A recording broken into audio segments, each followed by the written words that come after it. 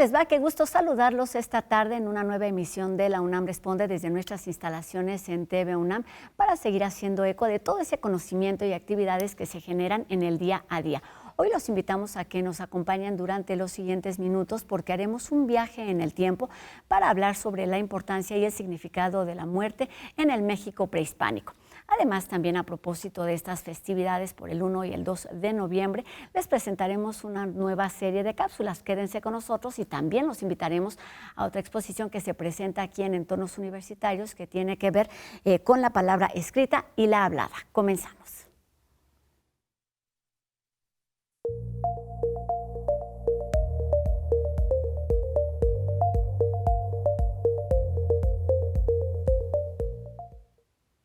Hablar de la muerte en México es hablar de cultura, de tradición, de fiesta, pero también de una herencia muy importante de nuestra historia que nos revela lo que hubo antes de los altares, de las calaveras de azúcar y de las catrinas. Me refiero, por supuesto, a las ceremonias, a los rituales, al significado de la muerte en el México prehispánico. Y bueno, para contarnos hoy, contamos hoy para ello con una de las voces más autorizadas en este tema. Me refiero al doctor honoris causa por nuestra universidad, Eduardo Matos Moctezuma, arqueólogo y premio Princesa de Asturias 2022. ¿Cómo está, doctor? ¿Qué tal, Rosa? Qué gusto estar aquí. Qué gusto que esté aquí con nosotros para hablar de este que es su tema. Lo hemos tenido en otros momentos para hablar pues de otros temas relacionados sí con la arqueología, pero este es su tema y me gustaría que comenzáramos por ahí.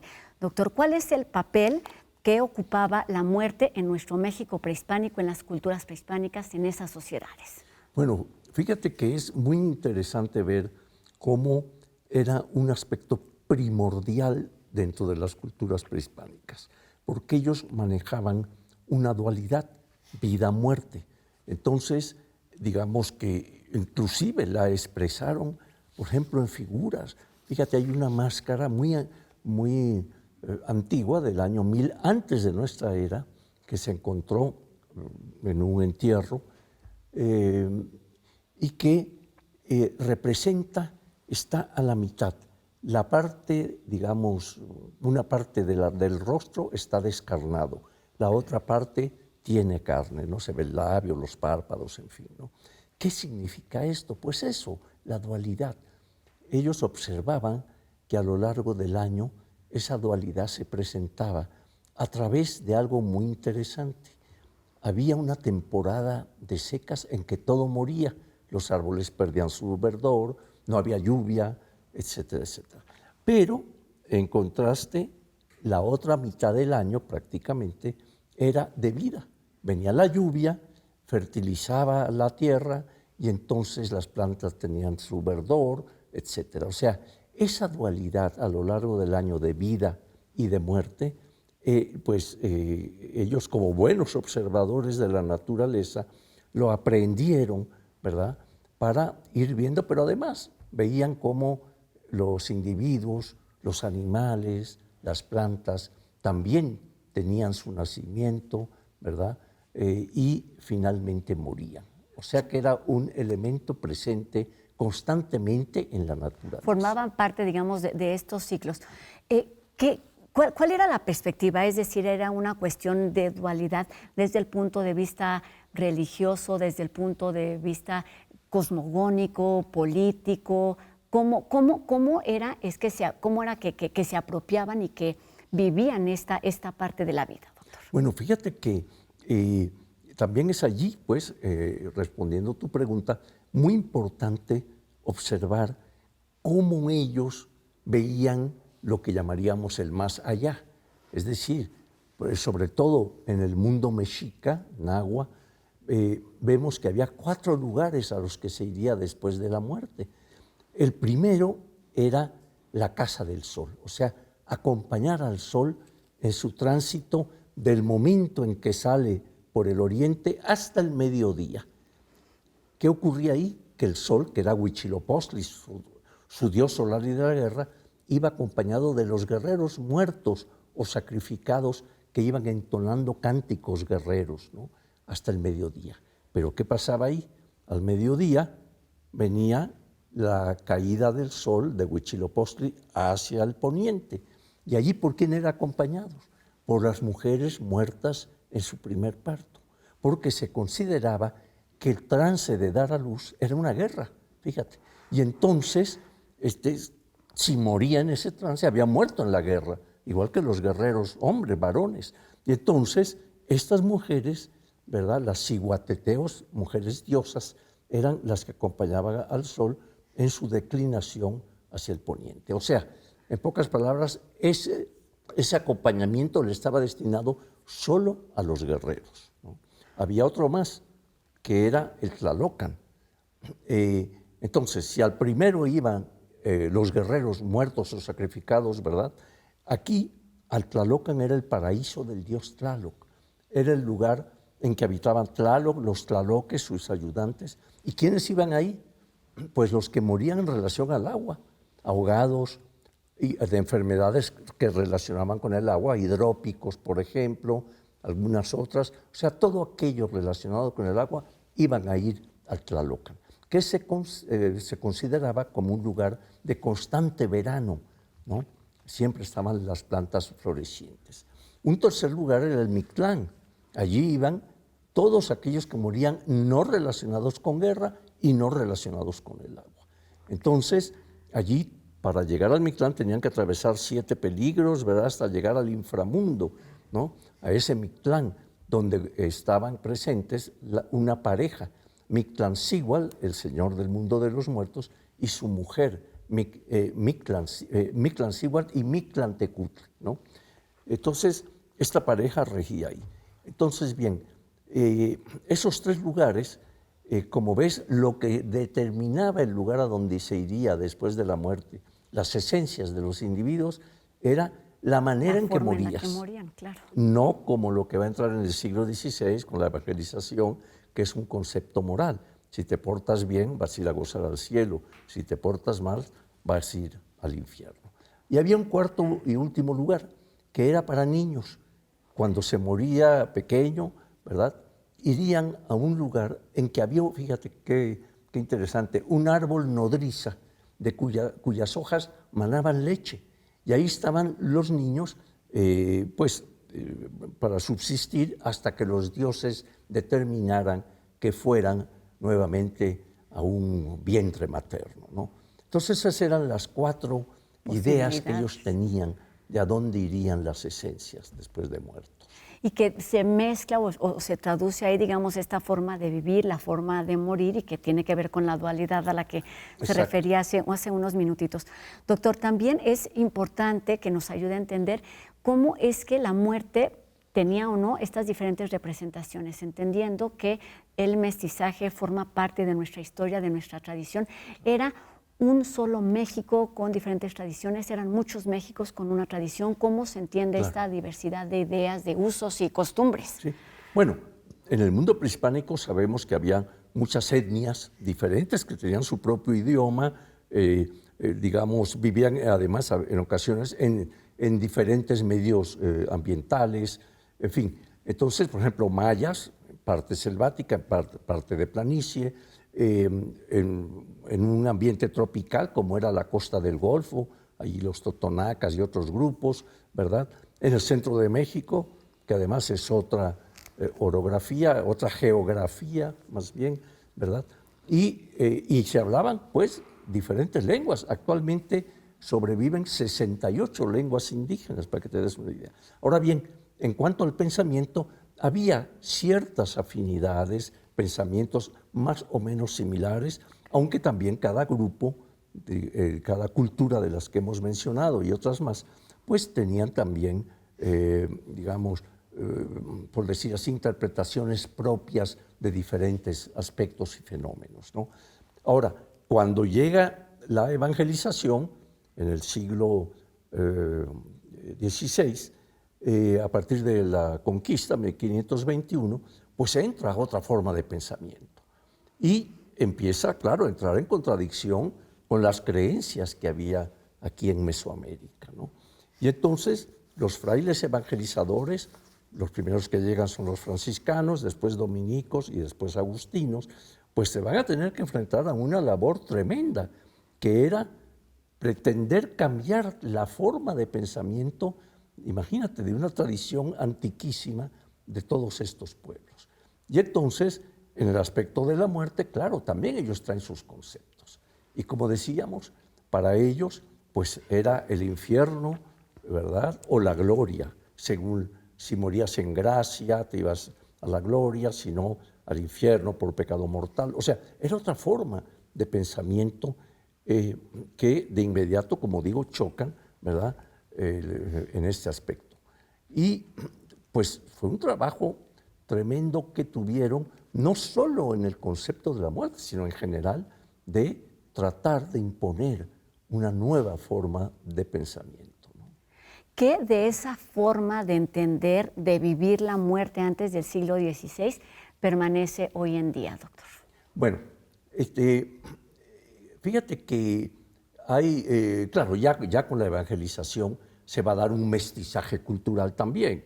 Entonces, Sí, digamos como mucho más abierto que el que se vivía antes de la llegada de los españoles. bueno, digamos que se va a hacer allí una pues mezcla de unas ideas y de otras. Inclusive en los primeros años, yo diría que casi los primeros 50, 60 años, la labor evangelizadora se topa con muros tremendos porque no era fácil pretender cambiar todo ese pensamiento, ¿no? Ancestral. Entonces, allí vamos a observar cómo empiezan a imperar poco a poco el pensamiento cristiano, católico concretamente, y pues van cambiando los conceptos. Y actualmente, respondiéndote, vemos que hay en algunas culturas todavía indígenas que guardan ciertos elementos del mundo prehispánico, ¿no? Otros ya son totalmente cristianos, ¿no? Entonces, vamos a ver ahí cómo este aspecto de la muerte va a sobrevivir de una manera muy curiosa. El calendario prehispánico, por lo menos en el centro de México, preveía dos festividades a los muertos. Una a los muertos chiquitos, a los niños. Otra a los muertos adultos. Cuando llega el catolicismo imponen, claro, el calendario cristiano. En el calendario cristiano solo hay un día para los muertos, ¿no? Que es el día 2 de noviembre, porque el día 1 es el de todos los santos, ¿no? Pero entonces, ¿qué es lo que se va a dar? Sí, no sé esta diferenciación de edades, digamos. Sí, ¿no? Lo que se va a dar es que, digamos, en los grupos indígenas, rurales, en fin, se continúa con esta mezcla, pero viendo todavía algo de estos aspectos del calendario. Por eso es que actualmente en grupos indígenas y en algunos otros mestizos, pero todavía con fuerte raíz prehispánica, vemos cómo al finales de octubre, el 27, 28, 29 de octubre, 30, es cuando llegan los niños a los altares, a las ofrendas, etc. Llegan los infantes. Después, ya para el 1 y 2 de noviembre, llegan los adultos. O sea, claro, comprimen mucho porque antiguamente era un mes para cada uno. Un mes que en ellos eran un poco más cortos, eran 18 meses de 20 días. Actualmente son 30 días, por decir. Entonces, vemos pues cómo en la forma de pensamiento de ellos todavía se guarda que por lo menos esos pocos días van a llegar primero los niños y después el adulto, ¿no?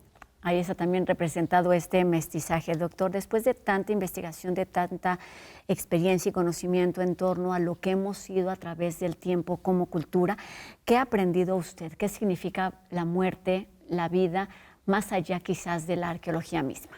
Bueno, ahí obviamente que también entra el pensamiento muy personal de uno, ¿no? Como yo no creo en más allá ni nada de esto, ni en glorias, ni infiernos, ni mictlanes, ni nada de eso, quizá eso me permite, pienso yo, pues ver digamos, con un enfoque más amplio todos estos pensamientos y analizarlos y estudiarlos, ¿no? Entonces, para mí pues es muy importante, y lo comento en algunos de mis libros sobre la muerte, de cómo el hombre se niega a morir. El hombre le teme a la muerte y entonces trata de evitarla, trata de evadirla. Y para ello acude, claro, a filosofías, a religiones, etcétera, que le prometen un más allá. Sí, bueno, tú te vas a morir, pero vas de cierta forma a transitar y vas a irte a gozar o a sufrir o vas a irte al nirvana o donde sea, ¿no? Entonces, eso juega un papel muy importante ya en el momento de la colonia en México, pero también en el momento actual. Pues la mayoría de la gente tiene sus creencias y, pues en el caso de México, piensan pues que van a ir a alguno de estos lugares que marca el catolicismo, ¿no? Entonces, para mí, pues ha sido importante, es uno de los grandes temas que yo he estudiado, además de todo lo que se refiere al Templo Mayor y todo lo que se refiere a la historia de la arqueología. Son mis tres grandes temas de investigación. Pero bueno, volviendo a la muerte, pues simplemente comentarte que es un tema que a tal grado era para mí importante que el primer libro que escribí fue Muerte a filo de obsidiana. Y hasta el momento llego por lo menos 7 libros en los que en la portada el título tiene el término muerte, ¿no? Sí, claro, aunque esté hablando, digamos, de otra cultura, como de otra cultura, así como Teotihuacán, que tiene que ver con su vida y con su muerte. Doctor, se ha dedicado, como nos acaba de decir, aproximadamente más de 5 décadas al estudio, al entendimiento, y lejos de ser un tema que se agota, siguen surgiendo nuevas vías. ¿Cuáles consideraría usted algunas guías, algunas claves para entender lo que la muerte dice de lo que somos o de lo que hemos sido como personas, como individuos? Bueno, obviamente que el tema mismo, por lo menos ya con el cristianismo, el catolicismo, pues te lleva a reflexionar, ¿no? Y te lleva a tratar de evitar morir en pecado mortal, porque es infierno seguro, ¿no? Entonces, pues las personas reflexionan y entonces tratan de lo malo que hayan hecho, pues tratar de confesarlo, de decirlo, para que puedan así llegar pues a un mejor lugar después de la muerte, ¿no? Entonces, creo que, por ejemplo, en mi caso y algunas otras personas que yo conozco que no tienen ese tipo de creencia hacia el más allá, pero que sí la estudian, como yo lo hago, en realidad, al no haber ese panorama futuro, ¿verdad? Claro. Simplemente vives lo que tienes que vivir y haces lo que tienes que hacer, ¿no? Y en este momento tiene usted mucho que hacer porque a partir de esta muerte, a partir de su pasión que es la arqueología, está trabajando una nueva edición sobre ese tema que ha revisado en distintas ocasiones, doctor. Sí, es un libro que se va a llamar La muerte en México a través del arte. Y como subtítulo, prehispánico, colonial, independiente y moderno, porque cada una de esas etapas tienen una riqueza de pensamiento acerca de ese tema, ¿no? Y lo que busca es mostrar cómo desde la estética, desde el arte, se representa la muerte, que es algo de lo que habíamos platicado, por ejemplo, con respecto a la política.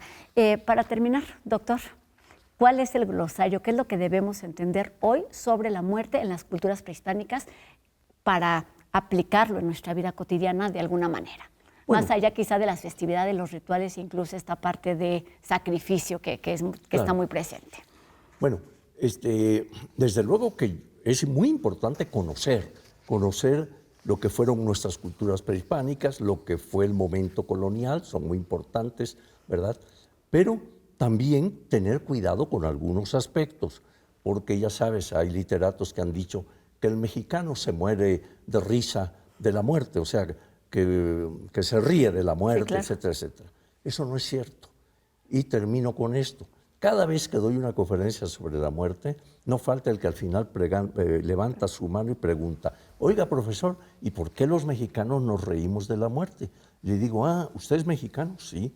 ¿Y usted se ríe de la muerte cuando se muere su padre, su madre, o su hijo, o un amigo? O sea, se dan cuenta que eso pues era una metáfora, pero no una realidad. Y es muy importante llevar todo aquello que ha sucedido en nuestra vida cotidiana y dejar de creer en lo que no debemos creer. ¿En qué usted sí cree con respecto a la muerte, doctor? Pues que te vas a morir, que hay un alfa y un omega, ¿no? Ese alfa es el nacer y esa omega es el morir. Y que tienes que actuar bien a lo largo de ese lapso de tu alfa y de tu omega. Y del otro lado, si no nos reímos, lloramos, sufrimos, tememos. Pues tú no has llorado, sufrido y temer a la muerte. Claro. Eso no sucede. Sí. Pues muchísimas gracias por estos minutos, doctor. Qué gusto tenerlo aquí en la UNAM Responde para hablar de que es su tema y que termina, como acabamos de terminar, siendo nuestro tema. Y lo más importante, pues eso, conocer las diferentes posibilidades, quedarnos con la que más quizás nos toca, nos mueve, porque efectivamente la muerte es un tema sensible, delicado, del que podemos aprender, eso sí, mucho de nuestras culturas prehispánicas a través de todos los ejemplares o publicaciones que ha hecho usted. Así que estaremos muy al pendiente también de esta nueva edición, doctor Eduardo Matos Moctezuma, arqueólogo. Gracias. Gracias, doctor. Bienvenido siempre a la UNAM Responde. Y bueno, ahora cambiamos de tema porque, bueno, es reconocida como uno de los tesoros más importantes del país. Estamos hablando de la Biblioteca Nacional de México, que presenta la exposición Entre leer y oír, un acercamiento sonoro al patrimonio. Se trata de una propuesta que explora cómo suenan los libros, los periódicos y los archivos cuando son escuchados de otra manera.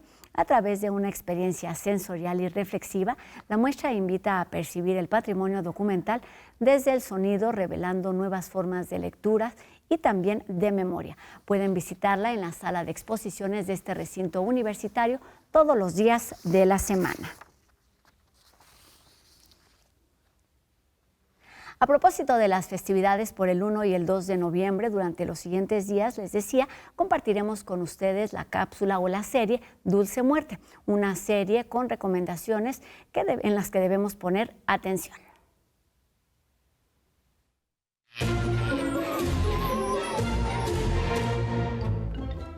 ¿Descansando después de un largo día de trabajo?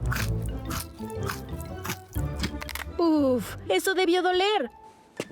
Tal vez sea tu diente. Tendrás que ir al dentista.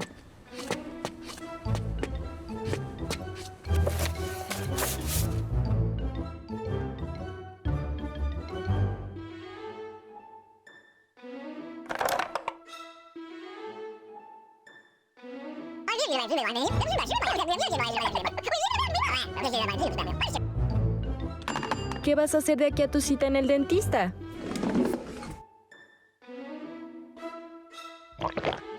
¿Crees que eso sea buena idea?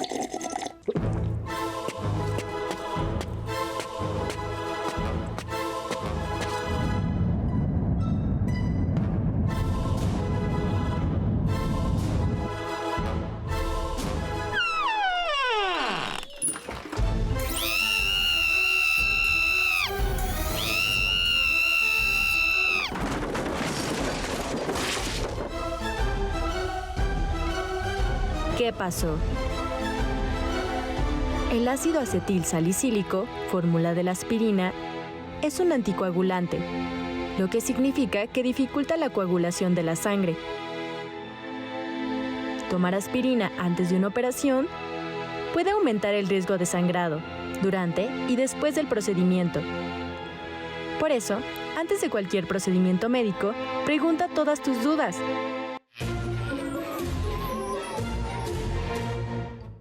Con esto terminamos nuestro programa de hoy, agradeciendo a Ricardo Iturbe su participación en la interpretación de lengua de señas mexicana y recordándoles que podemos estar en contacto a través de nuestras redes sociales que ahora mismo aparecen en nuestras pantallas. Sigamos haciendo juntos la UNAM Responde y nos encontramos aquí mañana, 2:30 de la tarde, por supuesto, en TV UNAM. Adiós.